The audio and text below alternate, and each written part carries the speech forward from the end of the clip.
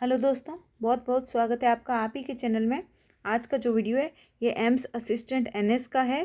तो चलिए देखते हैं कि किस तरह के क्वेश्चंस आए हुए थे, क्या क्या सिलेबस था इसमें, और जिनके भी सीसीएस रूल्स आने वाले हैं उन सभी के लिए ये वीडियो इम्पोर्टेंट है।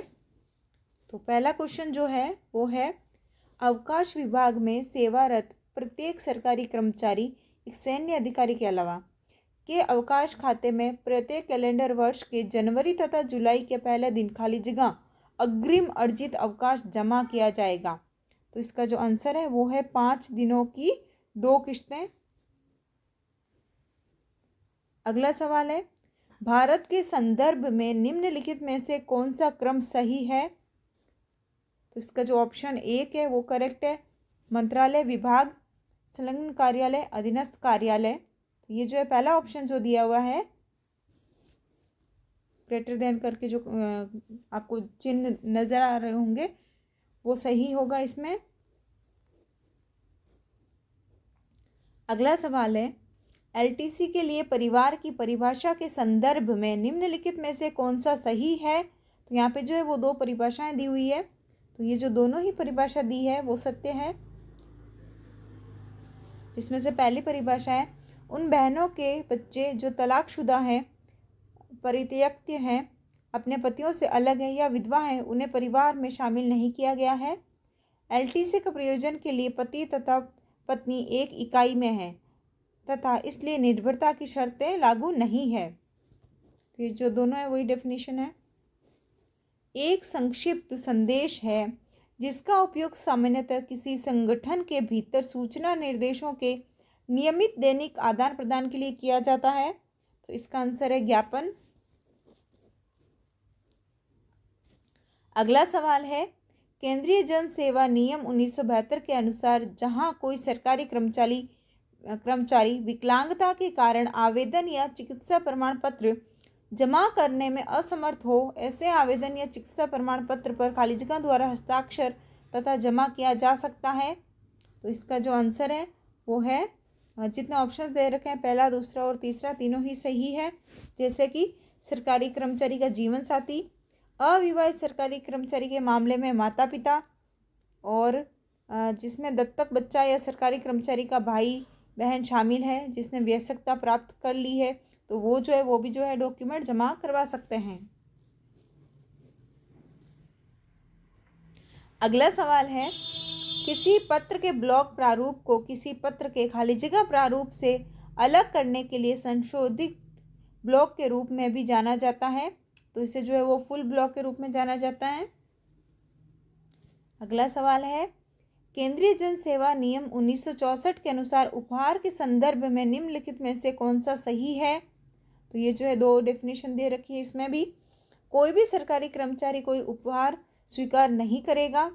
दूसरा है, इसमें कोई भी सरकारी कर्मचारी अपने परिवार के किसी सदस्य या उसकी ओर से कार्य करने वाले किसी अन्य व्यक्ति को कोई उपहार स्वीकार करने की अनुमति नहीं देगा। तो इसमें से जो है वो करेक्ट आंसर पहला और दूसरा दोनों ही है।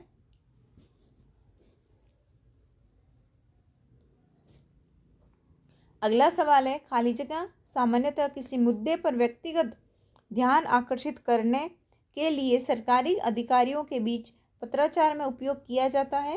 तो जो है इसमें आएगा आंसर अर्धशासकीय पत्र। अगला सवाल है, दंड प्रक्रिया संहिता 1973 के अनुसार यदि मांगी गई अनुरोधित सूचना किसी व्यक्ति के जीवन या स्वतंत्रता से संबंधित है तो सूचना अनुरोध प्राप्त होने के खाली जगह के भीतर प्रदान की जाएगी। तो इसका आंसर है 48 घंटे।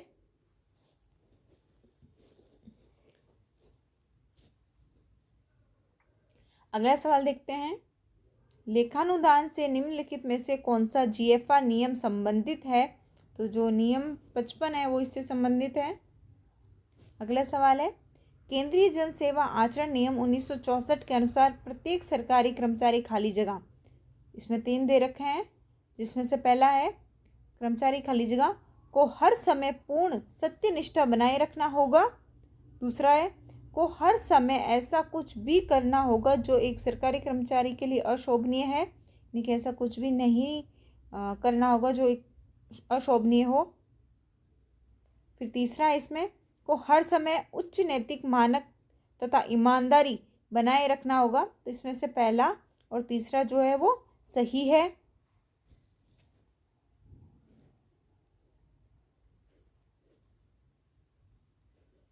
अगला सवाल है, किसी सरकारी कर्मचारी को इससे अधिक कोई अवकाश नहीं दिया जाएगा।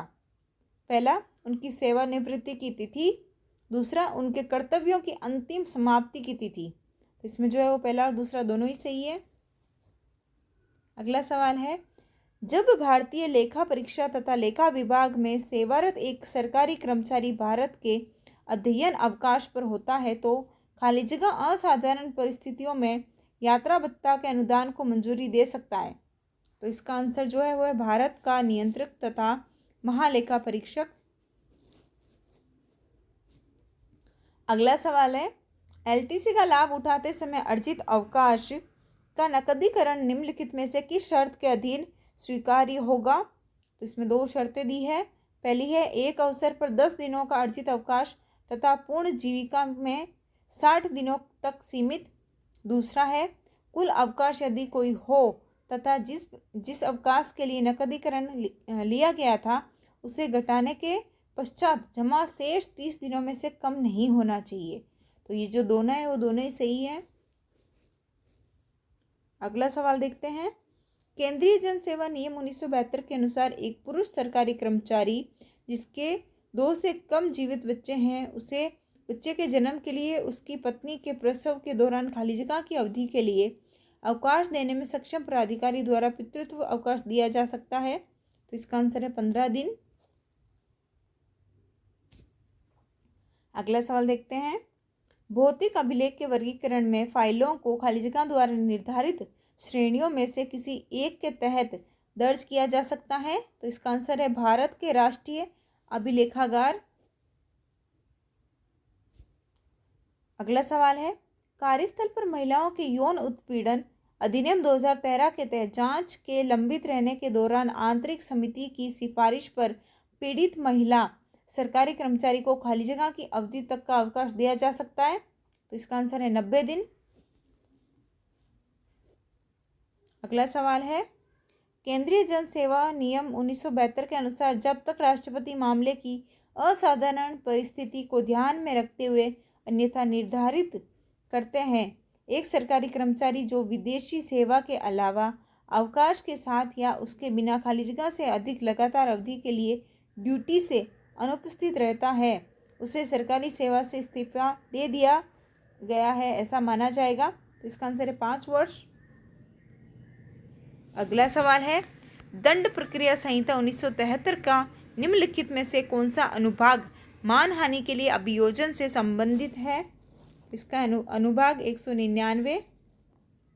नेक्स्ट क्वेश्चन है, दंड प्रक्रिया संहिता 1973 के अनुसार मुख्य सूचना आयुक्त तथा सूचना आयुक्तों की नियुक्ति एक समिति की सिफारिश पर खाली जगह द्वारा की जाएगी। तो ये जो है वो भारत के राष्ट्रपति आंसर होगा इसमें। अगला सवाल है, सरकार सामान्य या विशेष आदेश पर निर्देश दे सकती है कि केंद्रीय जन सेवा नियम 1964 के तहत उसके या विभाग के किसी भी प्रमुख द्वारा प्रयोग की जाने वाली कोई भी शक्ति नियम 23 तथा इस नियम के तहत शक्ति को छोड़कर ऐसी शर्तों के अधीन होगी यदि कोई हो जैसा कि आदेश में निर्दिष्ट किया जा सकता है, ऐसा अधिकारी या प्राधिकारी द्वारा भी प्रयोग किया जा सकता है जिसे आदेश में निर्दिष्ट किया जा सकता है। यह कथन क्या निरूपित करता है। तो ये जो है वो शक्ति का प्रत्यायोजन नियुक्त के बारे में बताता है। अगला सवाल है, भारत के संविधान के अनुच्छेद 112 काउंस 3 के तहत कवर किया गया व्यय खाली जगह है तथा विधायिका द्वारा मतदान के अधीन नहीं है। तो इसका आंसर जो है वो भारत की समेकित निधि पर प्रभारित। अगला सवाल है, निम्नलिखित में से कौन सा जीएफआर नियम स्वायत्त संगठनों की स्थापना के सामान्य सिद्धांत से संबंधित है। तो यह है रूल 229 यानी 229। अगला सवाल है, केंद्रीय जन सेवा नियम 1972 के अनुसार अध्ययन अवकाश उस सरकारी कर्मचारी को दिया जा सकता है जिसने परिवीक्षा की अवधि संतोषजनक रूप से पूर्ण कर ली है तथा सरकार के तहत परिवीक्षा की अवधि सहित कम से कम खाली जगह वर्ष की नियमित निरंतर सेवा प्रदान की है। तो इसका जो आंसर होगा वो 5 होगा।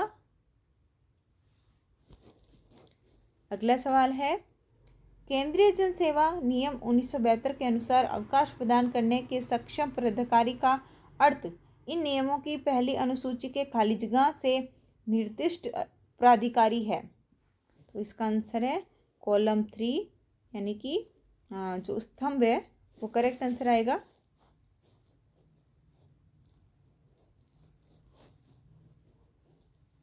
अगला सवाल है, भारत के राज्य मुख्य सूचना आयुक्त तथा राज्य सूचना आयुक्तों की नियुक्ति खाली जगह की एक समिति की सिफारिश पर की जाएगी। तो ये जो है मुख्यमंत्री जो समिति के अध्यक्ष होंगे, मुख्यमंत्री द्वारा निर्मित एक कैबिनेट मंत्री, और तीसरा है विधानसभा सभा में विपक्ष के नेता। तो इसमें जो आंसर है वो पहला, दूसरा और तीसरा तीनों ही है। अगला सवाल है, दंड प्रक्रिया संहिता 1973 के अनुसार कोई भी पुलिस अधिकारी वारंट के बिना गिरफ्तार किए गए व्यक्ति को उससे अधिक अवधि के लिए अभिरक्षा में निरुद्ध नहीं रखेगा जो उस मामले की सब परिस्थितियों में उचित है तथा ऐसी अवधि मजिस्ट्रेट की धारा 167 के अधीन विशेष आदेश के अभाव में गिरफ्तारी के स्थान से मजिस्ट्रेट के न्यायालय तक यात्रा के लिए आवश्यक समय को छोड़कर खाली जगह से अधिक की नहीं होगी। तो इसका आंसर है 24 घंटे।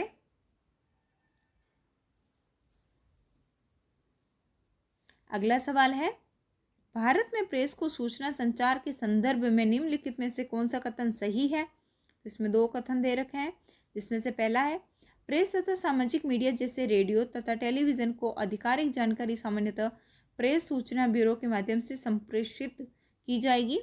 दूसरा है, केवल मंत्री, सचिव तथा इस संबंध में विशेष रूप से अधिकृत अन्य अधिकारी ही प्रेस के प्रतिनिधियों को जानकारी दे सकते हैं या उन तक पहुंचा सकते हैं। तो ये दोनों ही सही है। अगला सवाल है,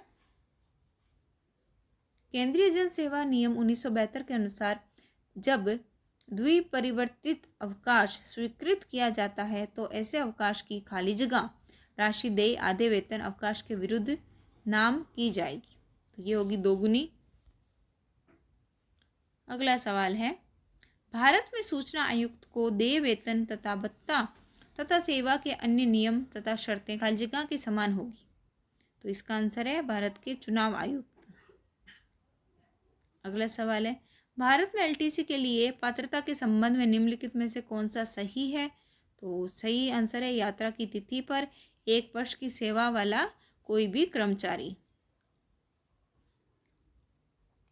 अगला सवाल है, भारत में केंद्रीय सचिवालय कार्यालय पद्धति नियम पुस्तिका के संदर्भ में निम्नलिखित में से कौन सा युग्म सही है। तो इसका आंसर है पहला और दूसरा, यानी कि डाक किसी अधिकारी विभाग द्वारा प्राप्त जारी सभी संचार। दूसरा है, डेस्क एक विभाग के भीतर एक इकाई जिसे एक विशिष्ट कार्य सौंपा गया है। अगला सवाल है, भारत के मुख्य सूचना आयुक्त के संदर्भ में निम्नलिखित में से कौन सा कथन सही है। तो 2 कथन है, जिसमें से पहला है, मुख्य सूचना आयुक्त पुनरुक्ति के लिए पात्र नहीं होंगे। कोई भी मुख्य सूचना आयुक्त 65 वर्ष की आयु प्राप्त करने के बाद इस पद पर नहीं रहेगा। तो ये दोनों ही सत्य हैं।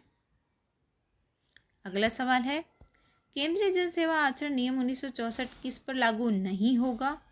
तो ये जो है नियम रेलवे बोर्ड पर कोई पद धारण करने वाला व्यक्ति तथा रेलवे सेवा नियमों के अधीन है। दूसरा, किसी भी पद का धारक जिसके संबंध में राष्ट्रपति ने सामान्यतः या विशेष आदेश द्वारा निर्देश दिया हो कि ये नियम लागू नहीं होंगे। तो ये जो दोनों है वो ऑप्शन सही है। अगला सवाल है, कभी कभी हम नहीं चाहते कि नामित प्राप्तकर्ता को पता चले कि अन्य लोगों को पत्र की प्रतियां प्राप्त हुई है। ऐसे मामलों में सामान्य अभ्यास खाली जगह जोड़ना है। तो इसका आंसर है BCC।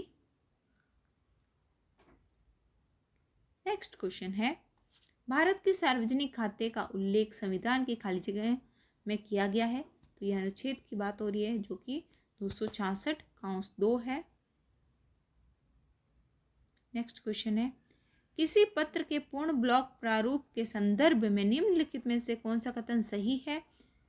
दिनांक पंक्ति लेटर हेड से 3 पंक्तियां नीचे टाइप की जाती हैं। दूसरा है, संदर्भ पंक्ति दिनांक पंक्ति के ठीक नीचे टाइप की जाती है। तो ये जो दोनों है वो सत्य है।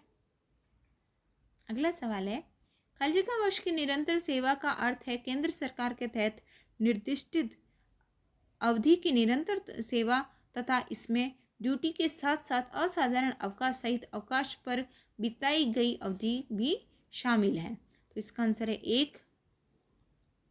नेक्स्ट क्वेश्चन है, पूरे भारत में केंद्रीय प्रशासनिक अधिकरण में खालिजिका बेंच तथा खालिजिका सर्किट बेंच है। तो इसका आंसर है 19। अगला सवाल है, कार्यालय पत्राचार के संदर्भ में निम्नलिखित में से कौन सा युग्म सही है? तो ये जो 2 ऑप्शन दे रखे हैं दोनों ही सही है, आंतरिक पत्राचार और बाहरी पत्राचार। अगला सवाल है, केंद्रीय जन सेवा नियम 1972 के अनुसार किसी महिला सरकारी कर्मचारी को बुद्धिरूध सहित गर्भपात के मामले में नियम 19 में निर्धारित चिकित्सा प्रमाण पत्र प्रस्तुत करने पर उस महिला कर्मचारी की पूर्ण सेवा के दौरान खालिजिका से अधिक मातृत्व अवकाश नहीं दिया जा सकता। तो वो है 45 दिन। अगला सवाल है, केंद्रीय जन सेवा नियम 1972 के अनुसार एक अप्रेंटिस खालिजिका के तहत असाधारण अवकाश का हकदार होगा। तो नियम 32 है इसमें। अगला सवाल है, केंद्रीय जन सेवा नियम 1964 के नियम 17 के संदर्भ में निम्नलिखित में से कौन सा विकल्प सत्य है? तो ये जो है वो है दिवालियापन तथा आदतन ऋणग्रस्तता। नेक्स्ट क्वेश्चन है, भारत के निम्नलिखित में से कौन सा एक संवैधानिक निकाय नहीं है? तो भारतीय चुनाव आयोग जो है वो इसका करेक्ट आंसर है। अगला सवाल है, केंद्रीय जन सेवा आचरण 1964 के अनुसार एक सरकारी कर्मचारी खाली जगह किसी भी विदेशी फर्म में कोई उपहार स्वीकार नहीं करेगा जो चाहे भारत सरकार के साथ अनुबंध कर रही हो। दूसरा, किसी भी विदेशी फर्म से कोई उपहार स्वीकार न करें जिसके साथ सरकारी कर्मचारी का आधिकारिक लेन देन है या होने की संभावना है। दोनों ही सत्य थे उसमें। अगला सवाल है, भारत के संविधान की खाली जगह के उपबंधों के अनुसार वित्त मंत्री संसद के दोनों सदनों के समक्ष वार्षिक वित्तीय विवरण, जिसे बजट के रूप में भी जाना जाता है, संबंधित वित्तीय वर्ष के शुरू होने से पहले प्रस्तुत किए जाने की व्यवस्था करेगा। बजट में किसी वित्त वर्ष के संबंध में केंद्र सरकार की अनुमानित प्राप्तियों, तो ये जो है इसका अनुच्छेद पूछा गया है जो कि 112 है, काउंस 1 है। अगला सवाल है, किसी पत्र के ब्लॉक प्रारूप के संदर्भ में निम्नलिखित में से कौन सा कथन सही है? तो दिनांक पंक्तियां और संदर्भ पंक्ति दाएं मार्जिन के साथ संरेखित होती है। दूसरा है, कॉम्प्लीमेंट्री क्लोज तथा हस्ताक्षर ब्लॉक भी दाएं मार्जिन के साथ संरेखित होते हैं। तो ये दोनों ही करेक्ट है। अगला सवाल है, भारत की आकस्मिकता यदि खालिजिका की ओर से भारत सरकार के सचिव वित्त मंत्रालय आर्थिक मामलों के विभाग द्वारा आयोजित की जाएगी। तो इसका आंसर है भारत के राष्ट्रपति। अगला सवाल है, सार्वजनिक सेवाओं में नियुक्ति, व्यक्तियों की नियुक्ति तथा सेवा शर्तों के संदर्भ में विवादों तथा शिकायतों के न्याय निर्णयन के लिए भारतीय संविधान के खालिजिका के तहत केंद्रीय प्रशासनिक अधिकरण की स्थापना की गई थी। तो इसका आंसर है अनुच्छेद 323A। अगला सवाल है, दंड प्रक्रिया संहिता 1973 के अनुसार केंद्रीय सूचना आयोग में मुख्य सूचना आयुक्त तथा उतनी संख्या में केंद्रीय सूचना आयुक्त शामिल होंगे जो आवश्यक समझे जाने पर खाली जगह से अधिक नहीं होंगे। तो इसका आंसर है 10। अगला सवाल देखते हैं, दंड प्रक्रिया संहिता 1973 के अनुसार एक सहायक सत्र न्यायाधीश मौत की सज़ा या आजीवन कारावास या खाली जगह से अधिक अवधि के लिए कारावास की सज़ा को छोड़कर कानून द्वारा अधिकृत कोई भी सज़ा पारित कर सकता है। इसमें वर्ष पूछे गए हैं जिसका आंसर है 10 वर्ष। अगला सवाल है, केंद्रीय जन सेवा नियम 1972 के अनुसार एक प्रकार के अवकाश को दूसरे प्रकार के द्विपरिवर्तित करने के संदर्भ में निम्नलिखित में से कौन सा कथन सही है? दो कथन है, जिसमें से पहला कथन है, एक सरकारी कर्मचारी के अनुरोध पर जिस प्राधिकारी ने उसे अवकाश प्रदान किया था वह इसे पूर्वव्यापी रूप से एक अलग प्रकार के अवकाश में द्विपरिवर्तित कर सकता है। जो अवकाश दिए जाने के समय उसे देय तथा स्वीकार्य था, लेकिन अधिकारी के मामले में सरकारी कर्मचारी इस तरह के अवकाश का दावा नहीं कर सकता। दूसरा है, चिकित्सा प्रमाण पत्र पर अन्यथा दिया गया असाधारण अवकाश को पूर्वव्यापी रूप से नियम 31 के प्रावधानों के अधीन देय नहीं अवकाश के द्विपरिवर्तित किया जा सकता है। तो ये जो दोनों सेंटेंस है वो सही है। अगला सवाल है, केंद्रीय जन सेवा नियम 1972 के अनुसार अर्जित अवकाश तथा अर्धवेतन अवकाश दोनों को खाली जगह शामिल करते हुए नकदीकरण की कुल सीमा खाली जगह से अधिक नहीं होनी चाहिए। तो यह है 300 दिन। अक्टूबर 2023 पर केंद्रीय प्रशासनिक अधिकरण का नेतृत्व माननीय अध्यक्ष खाली जगह करते हैं। तो इसका आंसर है श्री रंजीत वसंतराव मोरे। अगला सवाल है, खाली जगह में विक्रेता वस्तुएं प्रदान करता है, उसका रखरखाव करता है तथा आवश्यकता अनुसार उपयोग वस्तुएं भी प्रदान करता है तथा अंततः उपयोगी अनुबंधित अवधि के पश्चात वस्तु वापस ले लेता है।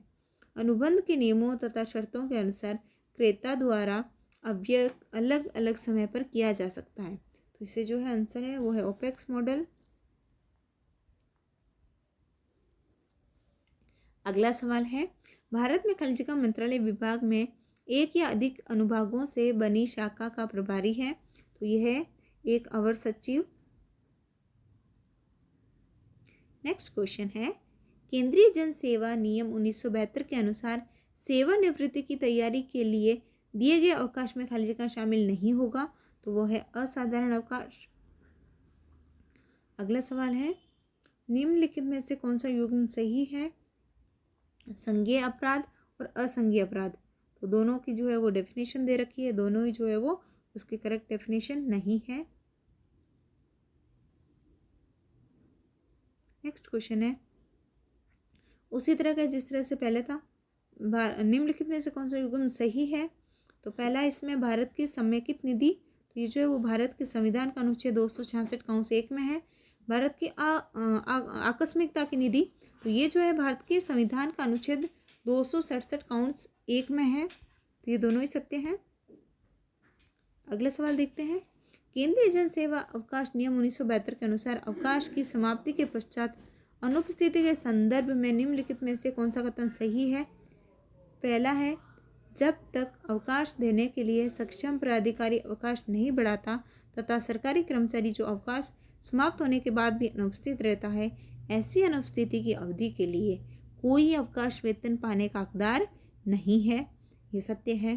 दूसरा है, अवकाश की समाप्ति के पश्चात ड्यूटी से स्वेच्छाचारी अनुपस्थिति एक सरकारी कर्मचारी को अनुशासनात्मक कार्रवाई के लिए उत्तरदायी बनाती है। तो ये भी सत्य है।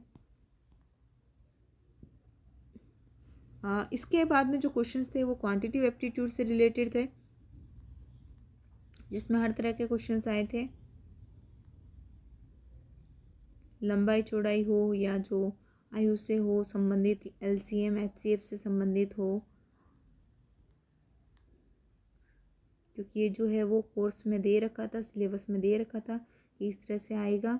और जनरल अवेयरनेस के क्वेश्चंस थे जो उस टाइम जो हो रहा था, तो जो कॉमन आते हैं कि कौन सा दिवस कब मनाया जाता है, वैसे क्वेश्चंस भी थे। इंग्लिश के क्वेश्चंस भी आए हुए थे, सिनोनिम, एंटोनिम, इडियम्स भी पूछे जाते हैं। और जो लास्ट क्वेश्चन रहता है, जो कॉमन क्वेश्चंस का रहता है, जैसा कि इस बार CRE में भी 25 जो है परसेंटेज 25 नंबर का जो है वो कॉमन क्वेश्चंस ही आने वाले हैं, जिसमें से जनरल अवेयरनेस हो गया, कंप्यूटर हो गया, क्वांटिटिव एप्टीट्यूड के भी पूछे जा सकते हैं, रीजनिंग के पूछे जा सकते हैं, इंग्लिश के पूछे जा सकते हैं। तो इस तरह से जो कॉमन रहने वाले हैं उसी तरह के ये क्वेश्चंस पहले भी पूछे जाते थे।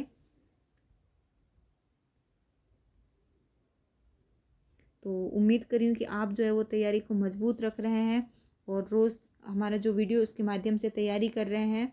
तो मैं अपने वीडियो को यहीं पे पूर्ण विराम दे रही हूँ ताकि अगला वीडियो बहुत जल्द आपके सामने ला सकूँ। उम्मीद करती हूँ आपको वीडियो पसंद आया होगा। Thanks for watching. Please like share and subscribe.